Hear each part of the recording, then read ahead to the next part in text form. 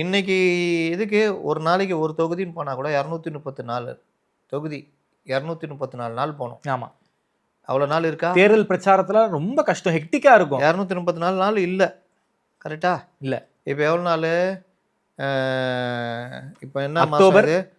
November, December, ஜனவரி, ஜனவரி, பிப்ரவரி, March, April, 6 6 மாதம், 6 3 18, 180 நாள் இருக்குது.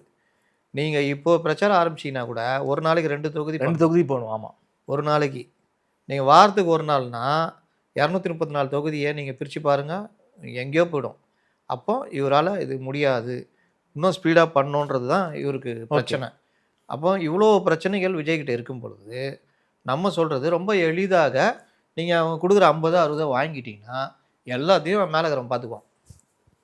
சண்டையா அவர் போடுவான் மாவட்ட செயலாளர், யோ என்ன ஏடிஎம்கே கரெக்டாக இருக்குது தம்பி, என்ன கரெக்டாக பண்ணுது தம்பி, இது இப்படி பண்ணோம், காலைல 7 மணிக்கு ரெடியாக இருக்கு தம்பி, வந்துடுவோம், போகலாம், பிரச்சாரம் பண்ணோம், அது இது எல்லாம் நீ வெறும் வேஷ்டி சட்டை கட்டிக்கின்னு போக வேண்டியதுதான், கையை மட்டும் கும்பிட்டுக்கிட்டே போகணும், அவ்வளோதான், பண்ணிக்குவாங்க. பேசக்கூட வேணாம். அதே மாதிரி இவங்களுக்கு 40 தொகுதி 50 தொகுதினா மீதி இருக்க 184 தொகுதியில் அங்கங்கே இவர்கள் இணைஞ்சு வேலை செய்வாங்க. அங்கே சண்டை போடுறது, மீட்டிங்கு, அது இதுன்னெலாம் பார்க்கும் பொழுது அந்த பசங்க நல்லா தயாராகுவாங்க. ஓகே.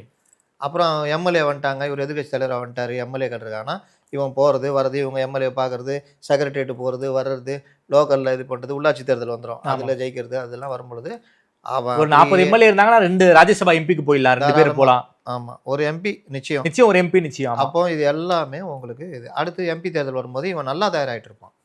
அப்போ உங்களுக்கு இன்டலெக்சுவலாக ஒரு 10-8 பேர் எம்பியாக கிடைக்கிறாங்கன்னா நேஷனல் லெவலில் இவர் பார்ட்டி பெரிய பார்ட்டியாக இருக்கும்.